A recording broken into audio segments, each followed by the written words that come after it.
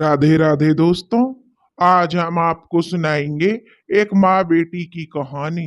माँ अपने बेटे और बेटियों में क्यों फर्क करती थी। दोस्तों, अगर आप हमारे चैनल पर नए हैं तो प्लीज हमारे चैनल को सब्सक्राइब करें, वीडियो को लाइक करें और शेयर करें। बिमला के पहले एक बेटा था और अब उसका दूसरा प्रसव काल था। इसलिए बिमला की ससुराल में उसकी सास ने अपनी बीमारी की वजह से बिमला को उसके मायके भेज दिया, क्योंकि मायके में बिमला की देखभाल अच्छे से हो जाती। मायके में मदद करने के लिए बिमला के साथ बिमला की भाभी और उसकी छोटी बहन भी थी। वैसे बिमला के पति और सास को इस बात से कोई फर्क नहीं पड़ता था कि आने वाला बच्चा बेटा होगा या बेटी, क्योंकि बिमला का पहला बच्चा बेटा था। उसके ससुराल वाले तो बस यही चाहते थे कि बच्चा स्वस्थ हो। लेकिन बिमला भगवान से बस यही जो मानती थी कि भगवान बेटा हो, उसे बस बेटे की चाहत थी। उसका मानना था कि बेटी तो ससुराल चली जाएगी, बुढ़ापे में देखभाल तो बेटा ही करेगा। दो बेटे रहेंगे तो दोनों में से कोई एक तो देखभाल कर लेगा। बेटी पालना भी तो आसान नहीं है, और फिर बेटी की किस्मत पता नहीं कैसा घरवर मिले। बेटी की शादी में कितना भी दहेज दो, मन नहीं भरता दहेज के लालचियों का।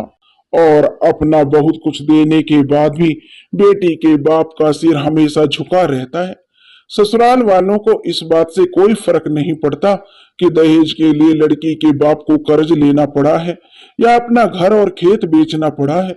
नहीं नहीं, बिमला सोचने लगी, उसे बेटी नहीं चाहिए। वह अपनी बहू को ही अपनी बेटी बना लेगी और अपने बेटे की शादी में वह दहेज भी नहीं लेगी। इन्हीं विचारों में मगन बिमला को अचानक दर्द का एहसास हुआ। उसने अपनी माँ को आवाज लगाई। भाभी ने उसको सहारा देकर उठाया और उसके भाई को कहा, जल्दी से गाड़ी निकालो, अस्पताल जाना है। बिमला की माँ ने जल्दी से आवश्यक सामान बैग में डाला। तब तक बिमला के भाई ने गाड़ी निकाल ली और बिमला की माँ और भाभी ने सहारा देकर बिमला को गाड़ी में बिठाया। माँ ने समझाया, देखो बेटा, चिंता मत करो, सब ठीक ठाक होगा। बिमला का दर्द बढ़ रहा था, लेकिन दर्द में भी बिमला के दिमाग में बस एक ही बात थी, भगवान इस बार भी बेटा ही देना। बिमला को अस्पताल लेकर जाया गया। वहां जांच के बाद डॉक्टरों ने बताया कि अभी बच्चा होने में समय है। दवाई और इंजेक्शन के साथ डॉक्टर ने हिदायत दिया कि किसी तरह का तनाव ना ले और पूरा आराम करें। कुछ घंटों के बाद बिमला को डिस्चार्ज कर दिया गया और वे सब घर वापस आ गए। माँ ने बिमला को समझाया, बिमला ज्यादा मत सोचो बेटा और धार्मिक किताबें पढ़ा करो। बिमला का बेटा जो अभी छोटा था, उसका नाम रोहन था, अपनी माँ से पूछा, माँ माँ मेरा छोटा भाई कब आएगा, मैं उसके साथ खूब खेलूंगा। बेटे को प्यार से पुचकारते हुए बिमला ने कहा, बेटा बहुत जल्दी आपका भाई आ जाएगा, तब तक आप नानू के साथ खेलो। बिमला की छोटी बहन नेहा जो नाश्ता लेकर आई थी और बोली, दीदी आप अच्छे से नाश्ता करके आराम कर लो, मैं मुन्ना को लेकर बाहर जा रही हूँ। नाश्ता करने के बाद बच्चे की कल्पना करते हुए बिमला सो गई। कुछ दिन आराम से बीते। अब वह रोज रामायण पढ़ती और अपने खाने पीने का ध्यान रखती। उसकी माँ ने उसे जो अच्छी अच्छी धार्मिक किताबें पढ़ने को ला कर दी थी और बिमला को समझाया था, स्वस्थ माँ का बच्चा ही स्वस्थ होता है और स्वस्थ बच्चा सुंदर होता है। एक दिन बिमला के मायके में खबर आई कि उसकी चचेरी ननंद के ससुराल वालों ने उसे जला दिया है। बिमला सुबह उठी और रोते हुए अपनी माँ से कहा कि दीदी पिछले महीने ही तो ससुराल से भागकर आई थी हमारे यहाँ और वह वापस जाना नहीं चाहती थी ससुराल, लेकिन चाचा जी ने जबरदस्ती दीदी को जो भेज दिया। चाची ने समझाया कि शादीशुदा बेटी ससुराल में अच्छी लगती है। माँ, दीदी इतना तो रही थी कि उसके ससुराल वाले पूरे दानव हैं, वो बता रही थी। दहेज के लिए दीदी को हमेशा दुखी करते थे। जीजाजी भी हाथ छोड़ते थे।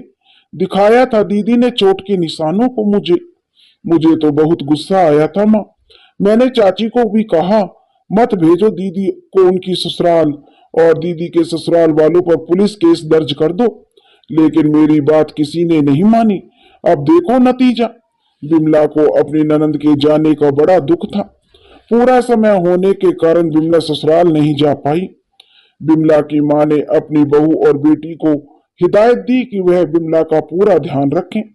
अब ऐसे मौके पर उनका जाना तो जरूरी था।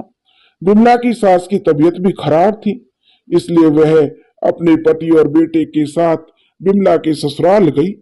जाते समय अपनी बेटी को समझाया, बिमला बेटी, ज्यादा मत रहो, रोना और ज्यादा टेंशन मत लेना, नहीं तो बच्चे पर असर पड़ेगा। जो होना था वो तो हो गया। बिमला अपनी भाभी से बातें कर रही थी। कहने लगी, बिमला भाभी, जब हम बेटी के लिए कुछ नहीं कर सकते तब उसे पराया ही समझते हैं, तो बेटी पालने की जरूरत ही क्या है। मुझे बेटी नहीं चाहिए भाभी। उधर बिमला की माँ जब बिमला के ससुराल पहुंची तो वहां सभी बहुत दुखी थे। बिमला की माँ अपनी समधन के पास ही रुक गई और बाकी सब बिमला की ननंद के ससुराल चली गई, जहां उसकी ननंद को जला दिया गया था। लेकिन लीपा पोती हुई कि लड़की खाना बनाते हुए जल गई और उसे बचाया नहीं जा सका। बिमला की सास ने बताया कि बहुत तंग करते थे लड़की को, उसकी ससुराल वालों को सजा मिलनी चाहिए, लेकिन क्या फायदा, लड़की तो वापस नहीं आएगी, बिना मतलब की बात फैलेगी और बदनामी होगी। वह झूठ बोलकर लड़की को बदनाम ही करेंगे। पहले ही ध्यान देना चाहिए था, अब तो जो होना था सो हो गया। बिमला की सास ने अपनी बहू के बारे में पूछा और बताया कि उसकी अपनी बेटी को तो उसके ससुराल वाले आने ही नहीं देते हैं। बेटी को देखने के लिए मन तरस कर रह जाता है, लेकिन चलो कोई बात नहीं, मन में संतोष है कि बेटी अपने ससुराल में खुश है। यह सुनकर बिमला की माँ ने मन में सोचा कि यह भी कहाँ अपनी बहू को मायके आने देती थी, अभी तो मजबूर है तो भेज दिया। लेकिन वह बोली कुछ नहीं, चुपचाप बैठी रही। उनका दिमाग तो बस यही सोच सोच कर परेशान था। वह लड़की क्या अवांछित थी जो उसके मायके वाले उसे अपने पास रख नहीं पाए और मरने के बाद भी उसको न्याय नहीं दिलवाया। कितनी आसानी से उन्होंने इस बात को मान लिया कि लड़की अपनी लापरवाही से मरी है और उसके ससुराल वालों को भी सजा नहीं दिलवाया। इस तरह तो समाज में अपराध ही फैलेगा। तभी बिमला की सास बोली, अरे समधन जी, क्या सोच रही हो उस लड़की के बारे में? लेकिन जब उसके माता पिता ही कुछ नहीं बोल रहे समधन जी, तो हम ही क्या कर सकते हैं। बिमला की सास का एक्सीडेंट हुआ था, तब वह अपनी बहू को दिखाने के लिए अस्पताल गई थी, लेकिन अचानक रिक्शा पलट गया। वह तो अच्छा हुआ बिमला पहले ही उतर गई थी। अस्पताल से आने के बाद उन्होंने बहू को उसके मायके भेज दिया था। घर नौकर के भरोसे चल रहा था, इसलिए घर बहुत जो फैला हुआ था। कुछ घंटे बैठने के बाद बिमला की माँ अपने घर आने को तैयार हुई। उसके पति और बेटा भी वापस आ गए थे। बिमला की सास ने रुकने का बहुत आग्रह किया, लेकिन बिमला की माँ का पूरा समय बिमला का होने के कारण वह बिमला की ससुराल में ज्यादा नहीं रुकी। रास्ते में कोई कुछ नहीं बोला, चुपचाप घर आ गए। घर पहुंचकर बिमला की माँ अपनी बेटी के पास पहुंची और उन्हें देखकर थोड़ा अच्छा लगा कि बिमला अपनी भाभी से बातें कर रही थी और उसकी छोटी बेटी खाना बना रही थी। बिमला ने अपनी माँ से अपनी ससुराल के बारे में पूछने लगी, लेकिन माँ ने कहा पहले नहाने तो दे, और वह नहाने चली गई और उनकी बहू सबके लिए चाय बनाने चली गई।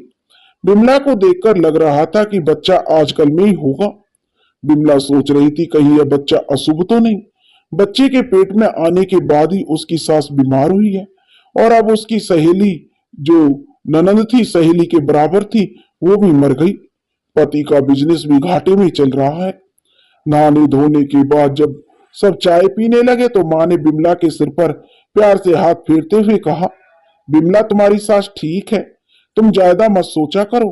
और अपने बेटे से कहा कि बेटा गाड़ी में पेट्रोल भरवा कर तैयार रखना, और अपनी बहू से कहा कि आवश्यक सामान बैग में डालकर बैग तैयार रखना, किसी तरह की लापरवाही मुझे नहीं चाहिए। बिमला अपनी ससुराल के बारे में जानना चाहती थी, लेकिन उसके माता पिता ने बात करने से मना कर दिया। वह अपने नाती के साथ खेलने में व्यस्त थे। बिमला आराम करने के लिए अपने कमरे में आई और बिस्तर पर आंख बंद करके लेट गई और सोचने लगी। भाभी कह रही थी, इस बार तो जो सबके बेटा ही हो रहा है, तो दीदी तुम्हारे भी बेटा ही होगा। रात को करीब 2 बजे थे। बिमला को दर्द शुरू हो गया। उसने अपनी माँ को आवाज दी। माँ ने जल्दी से उसके भाई को उठाया और गाड़ी निकालने के लिए कहा और जल्दी से बिमला को अस्पताल ले गई। डॉक्टर ने तुरंत बिमला को एडमिट कर लिया। लेडीज डॉक्टर ने जांच करके बताया कि दर्द शुरू हो गए हैं। लगभग 4-5 घंटों में बच्चा होने की संभावना है। उम्मीद है बच्चा नॉर्मल ही होगा। आप लोग बाहर वेटिंग रूम में इंतजार करिए और रिसेप्शन पर फॉर्म भरकर पैसे जमा कर दीजिए। बिमला के पिता ने अपने दामाद को फोन करके बता दिया कि बिमला की माँ वहीं वेटिंग रूम में बैठकर मनी मन भगवान से प्रार्थना करने लगी। उन्हें बहुत ही ज्यादा चिंता हो रही थी। वह चाहती थी कि बेटा हो या बेटी, बस नॉर्मल डिलीवरी हो जाए, जच्चा बच्चा स्वस्थ रहे। सुबह के 5 बज रहे थे जब नर्स ने आकर खुशखबरी सुनाई कि बिमला का बेबी हो गया है। माँ और बच्चा दोनों ठीक हैं। आप बच्चे का कपड़ा और तौलिया दे दो। बिमला की माँ ने पूछा, बेटा हुआ है या बेटी? नर्स ने कहा, 20 मिनट में हम बच्चा दिखा देंगे, आप खुद देख लेना। और वह कपड़े लेकर चली गई। नॉर्मल डिलीवरी हुई है यह जानकर उन्होंने भगवान को धन्यवाद दिया, लेकिन यह जानने की उत्सुकता बढ़ गई थी कि बेटा हुआ है या बेटी। पता नहीं नर्स ने क्यों नहीं बताया। खैर जो भी हो, स्वस्थ हो। अब बिमला का भाई चाय लेकर आया और बोला, माँ चलो चाय पी लेते हैं।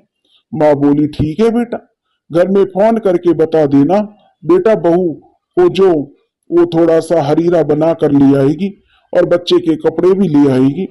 और सब आराम से चाय पीने लगे। बिमला के पति और ससुर भी आ गए थे। बिमला के भाई ने घर पर फोन किया तो उसकी पत्नी ने पूछा, भांजा हुआ या भांजी? तो बिमला के भैया ने बोला, नर्स ने यह तो नहीं बताया, लेकिन कुछ देर में पता चल जाएगा। तुम जल्दी से बिमला के लिए हरीरा बना लाओ और तैयार हो जाओ। मैं रोहन को भी तैयार कर दो, मैं लेने के लिए आ रहा हूँ। थोड़ी देर में मैं तुम्हें अस्पताल लेकर आ जाऊंगा। कुछ देर बाद नर्स ने बिमला के परिवार वालों को बुलाया और बेबी को दिखाया। बच्चा बहुत ही सुंदर था। बेटी थी लेकिन बहुत प्यारी। अपनी नातिन को गोद में लेकर बिमला की माँ खुश हो गई। नर्स कहने लगी कि 2 घंटे बाद वार्ड में शिफ्ट कर देंगे, तब आप सब मिल लीजिएगा। बिमला की माँ ने फोन करके समधन को बताया तो वह भी खुश हो गई। कहा, चलो परिवार पूरा हुआ। एक बेटा था, एक बेटी हो गई। 2 दिन के बाद अस्पताल से छुट्टी हो गई और सब घर आ गए। असहनीय दर्द के बाद जब बच्चे के रोने की आवाज आती है तो माँ अपना सारा दर्द भुला देती है। बिमला को जब पता चला कि उसे बेटी हुई है तो बिमला थोड़ी उदास हो गई। उसे तो बेटे की उम्मीद थी, लेकिन यह भी तो उसकी संतान थी। उसने अपनी बच्ची को गोद में लिया। उसका बेटा रोहन भी अपनी बहन को देखकर बहुत खुश हो रहा था। जिस दिन अस्पताल से घर आना था उसी दिन पता नहीं कैसे शॉर्ट सर्किट से घर में आग लग गई। सब अस्पताल में थे, इसलिए जान का तो नहीं लेकिन माल का काफी नुकसान हुआ। बिमला कहती है, माँ ये बच्ची अशुभ है, इसके आने से पहले ही घर में आग लग गई। माँ ने बिमला को डांटते हुए कहा, ऐसा नहीं कहते, आग बच्ची के कारण नहीं लापरवाही के कारण लगी है। बच्ची तो लक्ष्मी है, इसीलिए तो सब बच गए। बिमला की सास की तबीयत अब थोड़ी ठीक थी। प्लास्टर कट गया था, इसलिए अब थोड़ा बहुत चलने लगी थी। नौकरों की सहायता से उन्होंने अपनी बहू के लिए गोंद के लड्डू बनवा कर भिजवा दिए थे। 3 महीने मायके में रहने के बाद बिमला अपने ससुराल वापस आ गई थी। बिमला अपने ससुराल वापस आ गई। उसका बेटा रोहन अपने दादा दादी से मिलकर बहुत खुश था। बेटी जिसका नाम नाना ने रमा रखा था। दादी उसको गोद में लेकर प्यार करती थी। दादी कहती है, नजर न लगे मेरी बच्ची को, बहुत सुंदर है। रोहन अपने बाल सुलभ अंदाज में पूछता और मैं सब हंस पड़ते। दादा अपने पोते को गोद में उठाकर कहते, मेरा पोता सबसे सुंदर है। बिमला का पति कमल भी बहुत खुश था। इस तरह हंसी खुशी दिन बीत रहे थे। एक दिन जो कमल और उसके पिता दोनों बहुत परेशान होकर घर आए। पूछने पर बताया कि उसके बिजनेस पार्टनर ने बेईमानी से सब कुछ अपने नाम करवा लिया और कंपनी बेचकर और उसके नाम से बहुत कर्ज लेकर कहीं चला गया और अब कर्जदार अपने पैसे वापस मांग रहे हैं। अब इतना पैसा वो लोग कहाँ से लाएंगे। तभी फोन की घंटी बजी और कोई धमकी देने वाले अंदाज में बोला, यदि एक हफ्ते के अंदर मेरे पैसे वापस नहीं हुए तो मैं पुलिस केस दर्ज करवाऊंगा।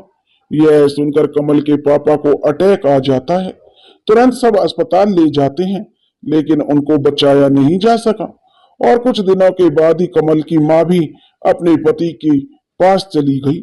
वह अपने पति की मौत का सदमा बर्दाश्त नहीं कर पाई। बेचारा कमल अनाथ हो गया, लेकिन काम तो करना ही था। अपने समाज में जीवित को भोजन ना मिले, लेकिन मृत्यु भोज करना बहुत आवश्यक है। ससुराल वाले सब आए थे, मदद करने को तैयार भी थे, लेकिन स्वाभिमानी कमल ने मदद लेने से मना कर दिया। उसने अपना घर गिरवी रखकर अपने माता पिता का श्राद्ध और मृत्यु भोज संपन्न किया। कमल ने अपनी पत्नी बिमला और अपने ससुराल वालों के साथ मिलकर विचार किया, अब यहाँ रहकर कोई फायदा नहीं है। मैं यहाँ का सब बेचकर सबका उधार चुकता कर दूंगा।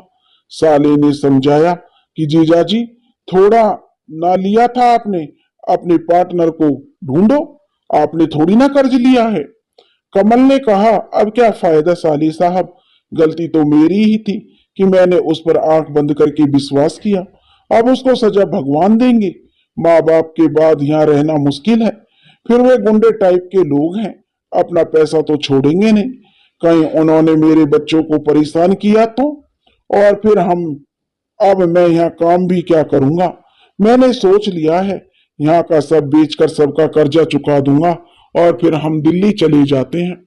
बिमला के मायके वाले यह सुनकर उदास हो गए, लेकिन वे कर भी क्या सकते थे। बिमला के पिता ने पूछा, और दिल्ली में क्या करोगे जमाई जी? तो कमल ने कहा कि उसका एक दोस्त है जो उसका ममेरा भाई भी है, उसने मदद का भरोसा दिलाया है। उसने कहा है प्रिंटिंग प्रेस में जगह खाली है जहां कमल को नौकरी मिल सकती है। बिमला के पिता ने कहा, ठीक है दामाद जी, जैसी आपकी मर्जी, आप चाहो तो बिमला और बच्चों को हमारे पास छोड़ सकते हो। कमल ने कहा, नहीं, इनका साथ जाना ही ठीक होगा। तो कमल के ससुर जी बोले, ठीक है आपकी जैसी मर्जी, कोई मदद की जरूरत हो तो कहना। और अब हम चलते हैं। बिमला के मायके वाले चले गए और कमल भी बाहर चला गया ग्राहक ढूंढने। कमल बच्चों के साथ जो खूब खुश था, लेकिन माँ बाप का दुख उसे भीतर ही भीतर खा रहा था। ऊपर से कर्ज वाले लोग उसे परेशान कर रहे थे। बिमला बच्चों के साथ बैठी सोच रही थी, अभी साल भर पहले सब कितना अच्छा था। रमा के पेट में आते ही सब गड़बड़ हो रहा है। कहीं ये लड़की अपसुगनी तो नहीं है।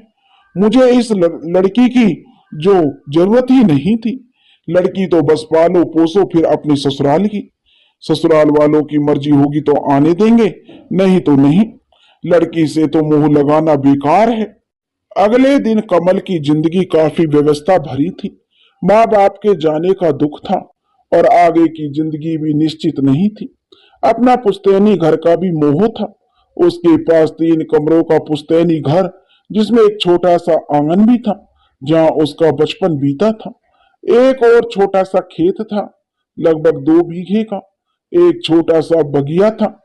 यदि पार्टनर ने बेईमानी नहीं की होती तो बिना बिजनेस के भी गांव में रह सकता था।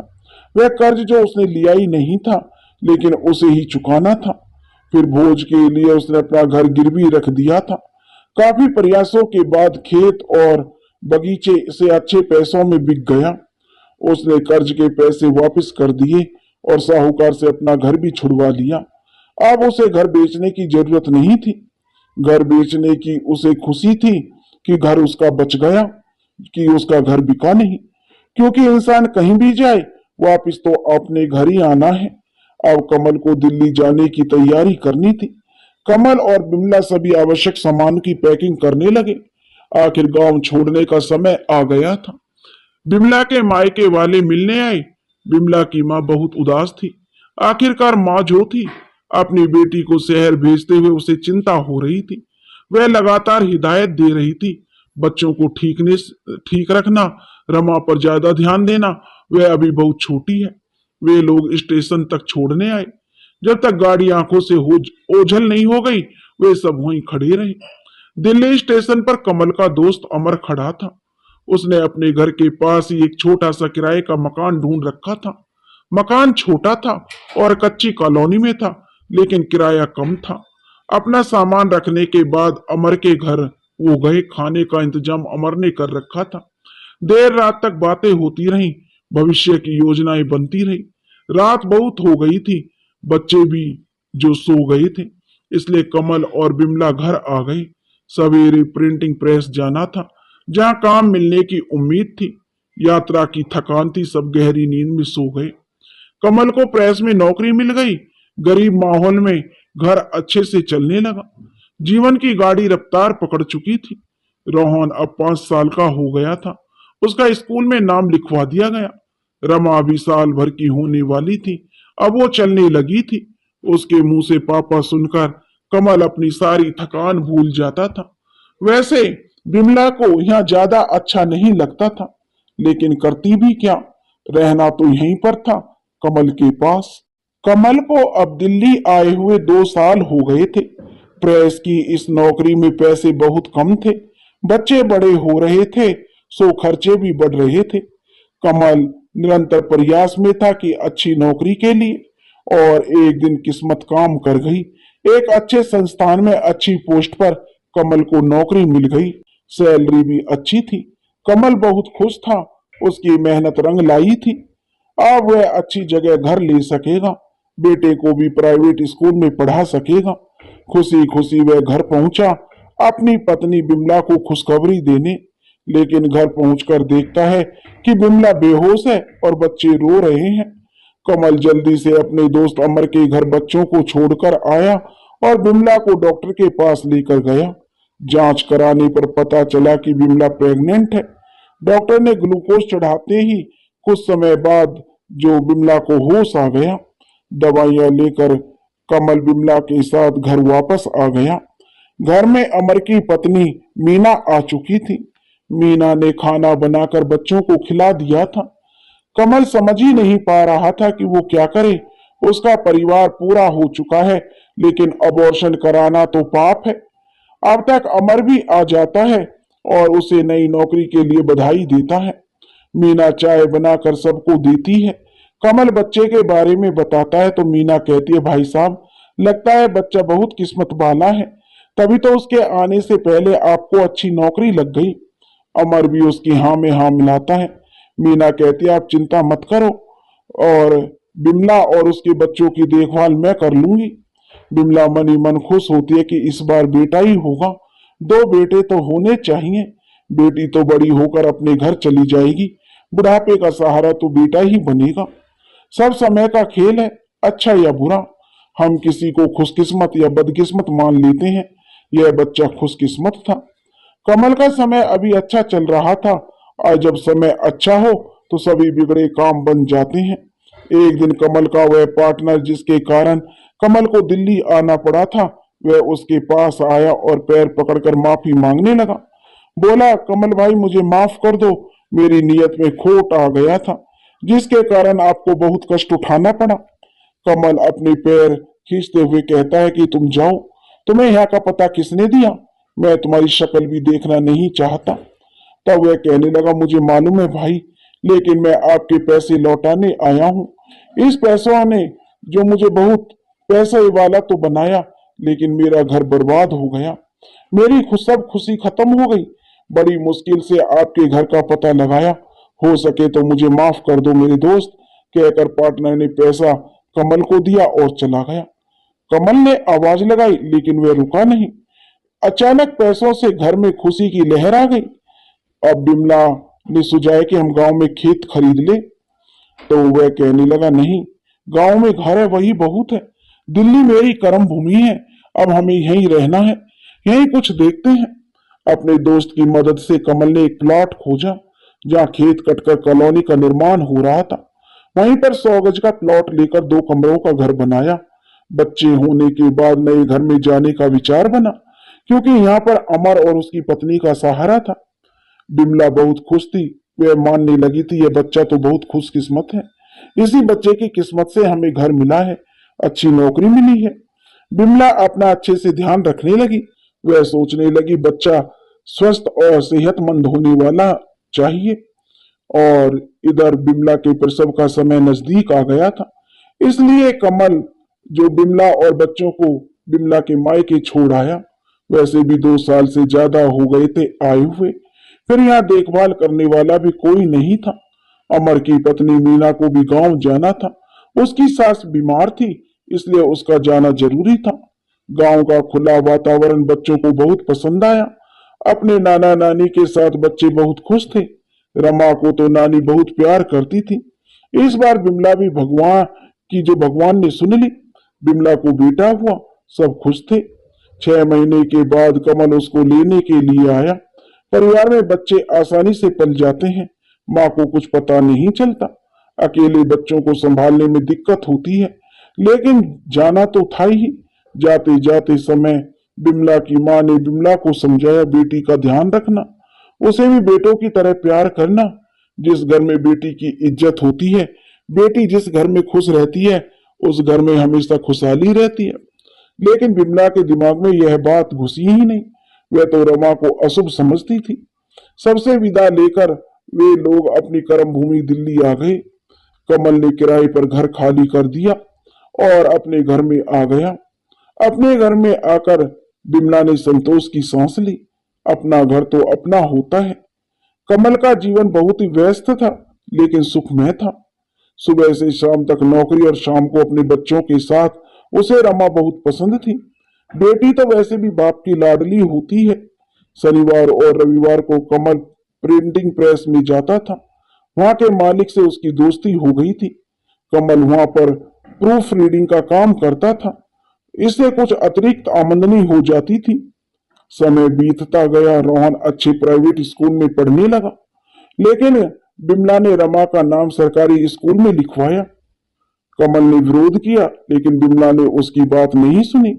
बिमला ने कहा, पढ़ाई तो सरकारी स्कूलों में भी होती है, पढ़ने वाली होगी तो सरकारी स्कूल में भी पढ़ लेगी, हमें इसकी शादी में भी तो खर्च करना पड़ेगा। कमल मन मार कर रह गया, लेकिन पत्नी के आगे उसकी चलती नहीं थी। कमल अक्सर देखा करता था कि जो बिमला रमा को उतना प्यार नहीं करती जितना अपने बेटों से करती है, लेकिन वह कुछ कह नहीं पाता था। फिर उसके पास उतना समय भी नहीं था। और फिर बिमला रमा की अपनी माँ थी, कोई सौतेली तो नहीं जो कि कोई सवाल खड़ा करता। बिमला का छोटा बेटा मोहन भी अब 5 साल का हो गया था। उसे भी अच्छे प्राइवेट स्कूल में डाला गया। रमा 8 साल की हो गई थी। वो समझने लगी थी कि माँ उसे प्यार नहीं करती, लेकिन क्यों यह समझ उसे नहीं था कि रमा ने जिद किया उसे भी भाई के स्कूल में ही जाना है। वह अपने स्कूल में नहीं पढ़ेगी, तो बिमला ने उसे झिड़क दिया और चल चुपचाप अपने स्कूल जा, और नहीं जाना तो मत जा, घर का काम कर। लड़की को घर का काम ही तो काम आता है। रमा रोने लगी।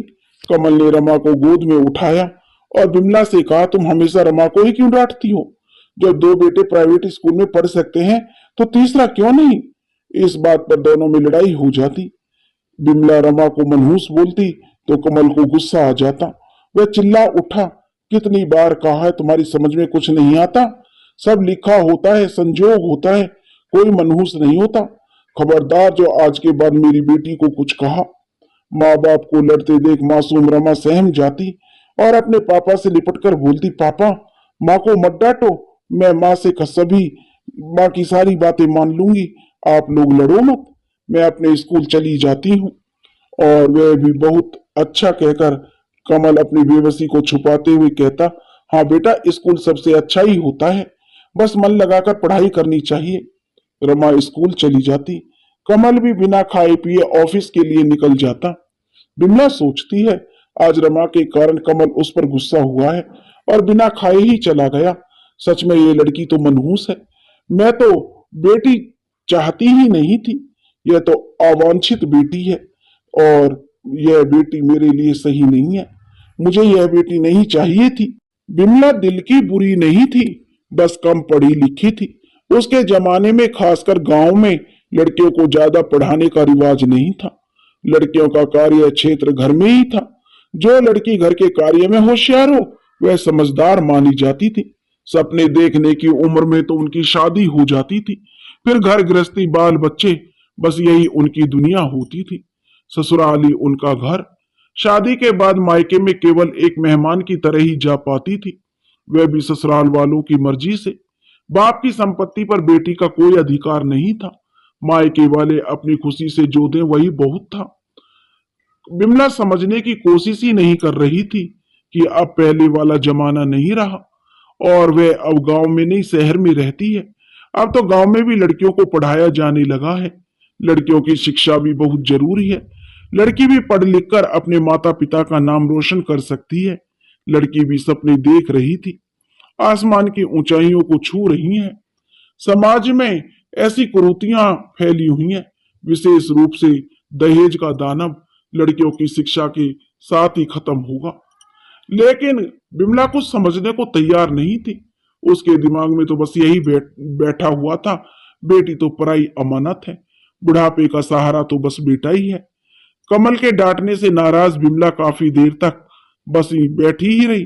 अचानक उसे ध्यान आया, बच्चों के स्कूल से आने का समय हो गया है। रोहन और रमा तो खुद से ही आ जाते हैं, लेकिन मोहन को लाने जाना होता है। बिमला जल्दी से तैयार होकर स्कूल के लिए निकल गई। मोहन को स्कूल से लाने के बाद बिमला जल्दी से खाना बनाने लगी। तब तक रमा और रोहन भी आ गए थे। हाथ पैर धोकर बच्चे खाना खाते हैं। रमा अपनी माँ से खाने को कहती है, लेकिन बिमला मना कर देती है। अब कमल गुस्से में बिना खाए पिए गया था, इसलिए बिमला ने भी कुछ नहीं खाया। उसका खाने पीने का मन नहीं था। रमा के खाना खाने के बाद बिमला उससे जो घर के कामों में मदद करने को कहती है। रमा को अभी स्कूल का होमवर्क करना था, लेकिन माँ का उदास चेहरा देखकर वह चुपचाप माँ के साथ काम करने लगती है। रमा का बाल सुलभ मन यह सोचकर दुखी था कि माँ घर का काम करने को केवल उसे ही क्यों कहती है। मोहन तो चलो बच्चा है, लेकिन माँ भाई को कभी भी घर का काम नहीं करवाती। भाई तो स्कूल से भी बस से ही आता है, उसे तो पैदल ही आना होता है। स्कूल दूर है तो थक जाती है, लेकिन माँ आराम करने के लिए भी भाई को कहती है, उसे नहीं। भाई तो स्कूल से आने के बाद खाना खाएगा, फिर आराम से सो जाएगा, शाम को पढ़ने के लिए ट्यूशन जाएगा और उसके बाद बाहर से जो खेलने में बिजी हो जाएगा। भाई को खेलने के लिए माँ कभी नहीं रोकती, जबकि उसे घर के काम करने को बोलती है। माँ उसे भी भाई की तरह प्यार क्यों नहीं करती? वह समझ ही नहीं पाती। अपनी माँ को उदास देखकर रमा को अच्छा नहीं लग रहा था। वह अपनी माँ से पूछती है, माँ? कहती है, हाँ। तो कहती है, माँ सिर में दर्द है। रमा अपनी माँ के सिर में तेल लगाने लगती है। शाम को कमल जल्दी आ जाता है और पहले की तरह ही हंसकर बच्चों के साथ खेलने लगता है। बिमला चाय बनाने के लिए चली जाती है। ऐसा नहीं था कि बिमला रमा को प्यार नहीं करती थी। हाँ, वह अपने दोनों बेटों, खासकर अपने छोटे बेटे मोहन से ज्यादा प्यार करती थी। समय तेजी से आगे बढ़ रहा था। अब रोहन इंजीनियरिंग कॉलेज में पढ़ रहा था। वह हॉस्टल में रहता था। रमा के भी 12th बोर्ड थी और मोहन अब 10वीं की बोर्ड की परीक्षा थी। परीक्षा खत्म होने के बाद बिमला अपने बच्चों के साथ गांव गई। बिमला के मन में था कि रमा गांव के कुछ तौर तरीके सीख लेगी तो विवाह के बाद उसके काम आएगा। बिमला सोच रही थी अब रमा का विवाह करवा दिया जाए तो सही रहेगा। वह रमा को आगे नहीं पढ़ाना चाहती थी, लेकिन कमल की जिद थी, वह उसे आगे पढ़ाएगा। कमल चाहता था रमा पढ़ लिख कर आत्मनिर्भर बन जाए। इस बात पर बिमला और कमल दोनों में झगड़ा भी होता था। बिमला समझती थी जमाना खराब है, कहीं कुछ हो गया तो मुंह दिखाने के लायक नहीं रहेंगे। इस बात पर कमल बहुत नाराज था। उसे अपने बेटी पर पूरा विश्वास था। रमा की समझ में यह बात नहीं आती थी कि जब माँ को भाई को हॉस्टल में पढ़ने भेज सकती है दूसरे शहर में, तो रमा कॉलेज क्यों नहीं भेज सकती रमा को? माँ तो उसको 10वीं के बाद पढ़ाना ही नहीं चाहती थी। वो तो पापा ने जिद की, जिसकी वजह से रमा आगे पढ़ेगी। माँ ने हर बात पर रोक टोक करने में वह खुद को अपने लिए उपेक्षा महसूस करती थी। गांव से जाने के बाद रमा ने देखा कि केवल उसका ही नहीं, सभी लड़कियों का यही हाल है। लड़की मतलब घर का कामकाज। औरतों को घूंघट में काम करते देखकर रमा सोचती, घूंघट में दम नहीं घुटता, और फिर कितना काम करती हैं ये, और फिर भी ताने अलग से सुनती हैं। बहुओं को ससुराल में बहुरानी नहीं, नौकरानी समझ लिया जाता है।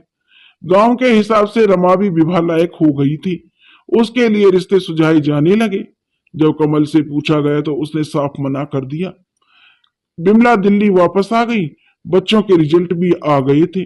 दोनों बच्चे अच्छे नंबरों से पास हुए। बिमला के लाख मना करने के बाद भी कमल ने रमा का एडमिशन करवा दिया।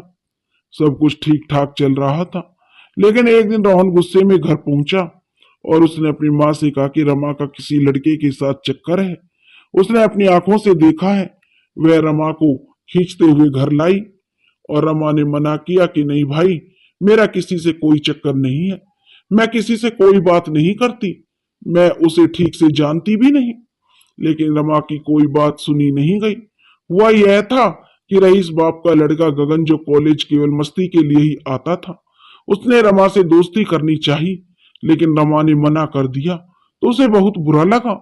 उसने रास्ते में एक दिन रमा का हाथ पकड़ना चाहा तो रमा ने उसे कसकर एक थप्पड़ लगा दिया। गगन ने खुद को अपमानित महसूस किया और कहा कि वह थप्पड़ का बदला लेगा। बदला लेने के उद्देश्य से उसने कॉलेज में यह बात फैला दी कि रमा उसे चाहती है, और यह बात किसी तरह जो रमा के भाई रोहन के पास पहुंचा दी गई। रोहन कॉलेज में आया तो जानबूझकर गगन जो रमा के पास आकर बात करने लगा। यह देखकर रोहन को गगन की बात पर यकीन हो गया। वह खींचते हुए रमा को घर लेकर आया। रमा ने सफाई देने की कोशिश की, लेकिन उसे केवल माँ का थप्पड़ मिला। शाम को जब कमल वापस आया तो कमल ने खूब सुनाया। बात ठीक थी, लड़की की गलती ना भी हो तो बदनामी तो लड़की की होती है। अब बिमला ने रमा का कॉलेज जाना बंद करा दिया था।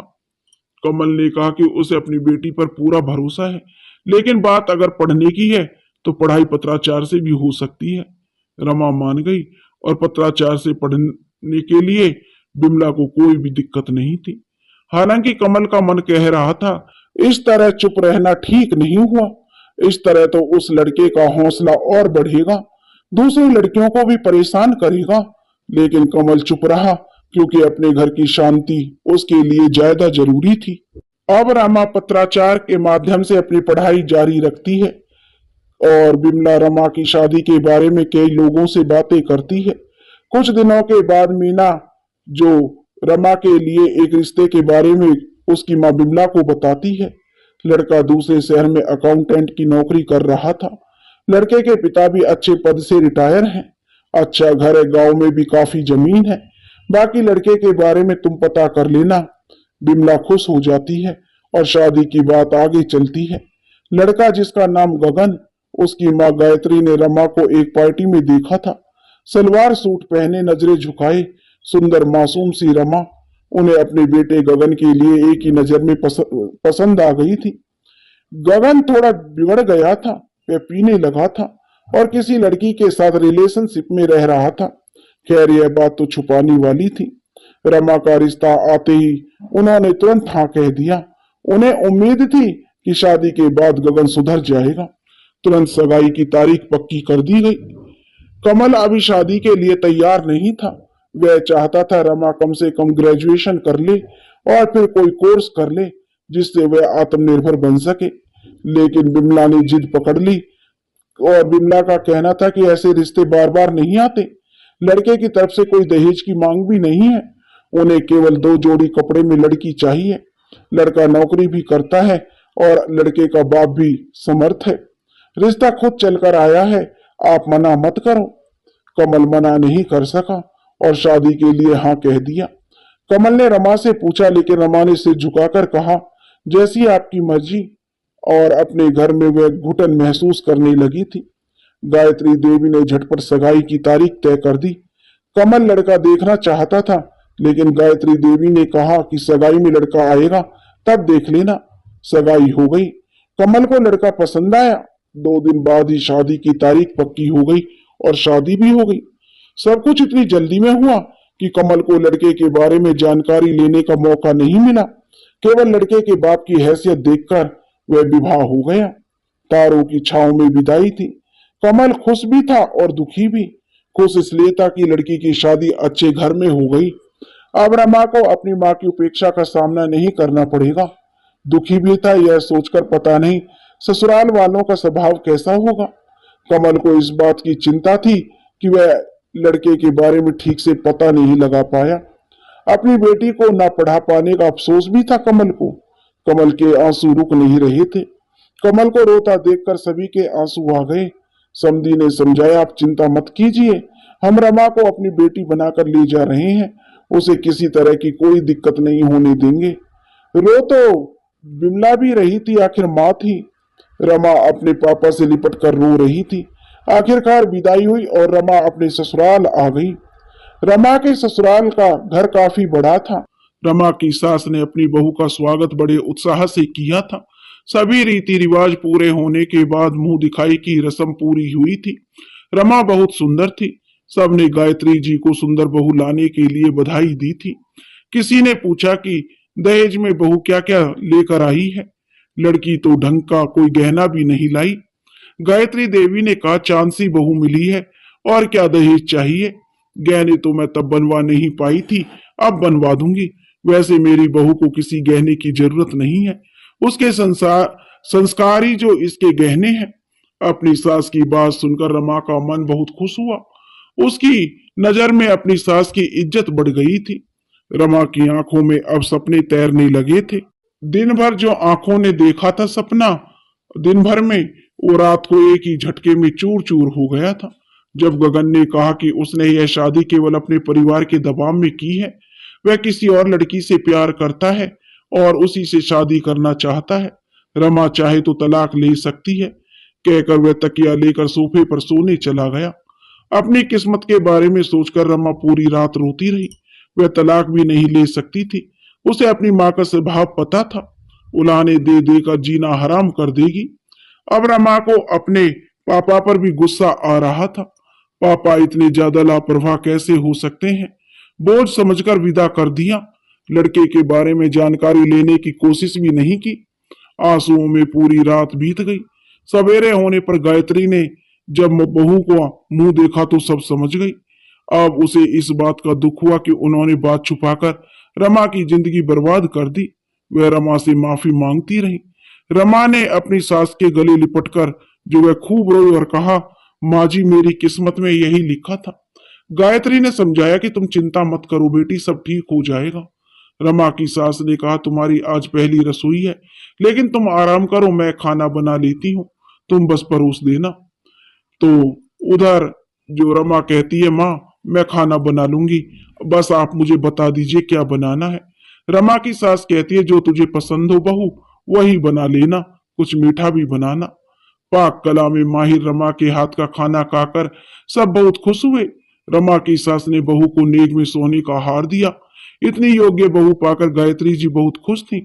बस वह यही मना रही थी कि गगन उसे अपनी पत्नी मान ले। गगन ने कहा कि उसे वापस काम पर जाना है, लेकिन गायत्री जी के कहने पर पग फेरी के लिए रुक गया। गगन को भी रमा का उदास चेहरा देखकर इस बात का अफसोस हो रहा था कि उसे शादी से पहले ही अपनी गर्लफ्रेंड के बारे में उसे बता देना चाहिए था। गगन दूसरे दिन चला गया। गायत्री के लाख समझाने पर भी वह रमा को अपने साथ नहीं ले गया। रमा ने जिद नहीं की और अपनी सास से बोली, माँ जी मैं आपके साथ रह लूंगी। गगन मेघना को शादी के बारे में बताता है जो उसकी गर्लफ्रेंड थी, तो मेघना बहुत नाराज होती है और उससे रिश्ता तोड़ने की बात करती है और बदले में 10 लाख भी मांगती है। मेघना का लालच देखकर गगन को बहुत दुख होता है। गगन मेघना को पैसे दे देता और मेघना चली जाती है। गगन सोचता, इस लालची लड़की के कारण मैंने भोली भाली रमा का दिल दुखाया। गगन का अब यहाँ मन नहीं लग रहा था। उसने अपने शहर में ट्रांसफर करवा लिया था। गगन के इस फैसले से गायत्री जी बहुत खुश थी। गगन रमा से माफी मांगता है। रमा कहती है, कोई बात नहीं जी। गगन रमा से कहता है कि तुम सच में बहुत अच्छी हो, परिवार में खुशियां आ जाती हैं। गगन कहता है, कुछ अच्छा सा खाने को बनाओ, बहुत दिनों से कुछ अच्छा खाया नहीं। गगन के माँ और पापा दोनों एक साथ कहते हैं, हमारी बहू से अच्छा खाना कोई बना भी तो नहीं सकता। हम खुशकिस्मत हैं कि हमें इतनी प्यारी बहू मिली है। अपनी तारीफ सुनकर रमा खुश हो जाती है और खाना बनाने चली जाती है। रमा सोच रही थी कि उसकी माँ ने तो उसे कभी प्यार नहीं दिया, मायके में उसे हमेशा उपेक्षित ही माना गया। रमा अब बहुत खुश थी। उसके ससुराल में सब उसे बहुत प्यार करते थे। सास तो उसे लक्ष्मी ही बोलती थी। रमा के समझाने पर गगन ने भी पीना छोड़ दिया। खुशियां और बढ़ गई थी जब रमा के जुड़वा बच्चे हुए। पोता और पोती एक साथ पाकर रमा के सास ससुर दोनों खुश थे। अब रमा को अपनी किस्मत से कोई शिकायत नहीं थी। उधर हरदम बेटा बेटा कहने वाली बिमला, जो अपना सारा प्यार बेटों पर लुटाती थी, आज एकदम अकेली हो गई थी। दोनों बेटे अमेरिका में सेट हो गए थे। अच्छी तनख्वाह थी। दोनों भाइयों ने वहीं अमेरिकन लड़की से शादी करके वहां की नागरिकता हासिल कर ली थी। उनको अब दिल्ली के घर से में जो घुटन होती थी, उनका मन नहीं लगता था। उनकी पत्नी भी अपने ससुराल से संबंध नहीं रखना चाहती थी। पिता की मौत की खबर सुनकर आए थे तो दोनों ने और उनका अच्छे से श्राद्ध भी किया और कुछ दिन रहकर दोनों भाई अपने परिवार के साथ वापस अमेरिका चले गए। करोड़ों के पैकेज ने उनकी आंखें चुंधिया दी थी। उन्हें अब अपने देश भारत में रहना पसंद नहीं था। अपने बेटों को बुढ़ापे का सहारा मानने वाली बिमला को किसी बेटे ने अपने साथ ले जाने की जरूरत नहीं समझी। अकेलेपन ने बिमला को बीमार कर दिया। उम्र भी हो गई थी। अपने लिए खाना बनाना भी मुश्किल काम था।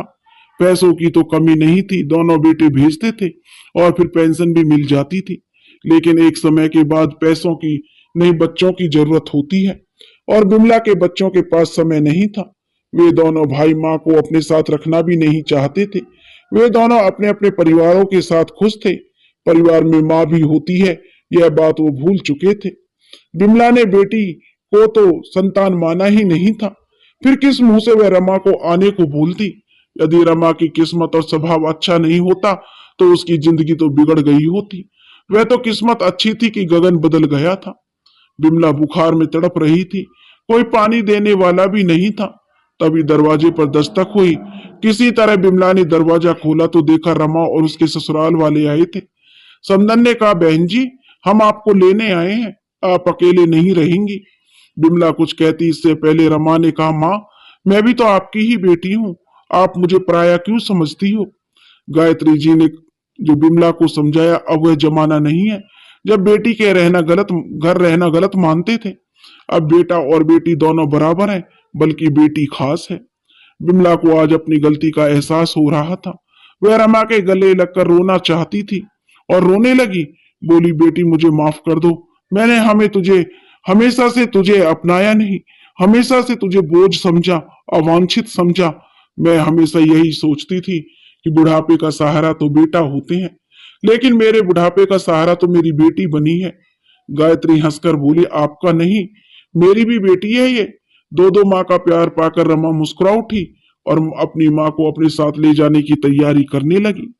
अब वह बिमला को अपने साथ अपने ससुराल में रखने लगी और अपनी माँ की अच्छे से सेवा करने लगी। अब ससुराल में जो गायत्री जी भी बिमला का अच्छे से ख्याल रखती थी। कभी भी उन्हें यह एहसास नहीं होने देती थी कि वो अपनी बेटी के घर रह रही है। हमेशा से अच्छे से उनके साथ व्यवहार करती थी बिमला को, ताकि ये न लगे कि वो अपनी बेटी के घर है। अब बिमला को रह रहकर रमा के साथ किया हुआ अपना व्यवहार याद आता था। वह अपने बेटों के कितना प्यार करती थी। कभी बेटी को उसने प्यार से बोला तक नहीं था। यह सब सोचकर वो बहुत पछताती थी। रमा कहती थी, माँ, इस तरह पछताने से कुछ नहीं है, जो हो गया उसे भूल जाओ, मैं भी तो आपकी बेटी हूँ। अब रमा जो बिमला अपनी बेटी को गले लगाकर उसे बहुत प्यार देती थी, उसके बच्चों को सीने से चिपकाई रहती थी। दोस्तों, अगर आपको यह कहानी पसंद आई हो तो प्लीज हमारे चैनल को सब्सक्राइब करें, वीडियो को लाइक करें और शेयर करें। राधे राधे।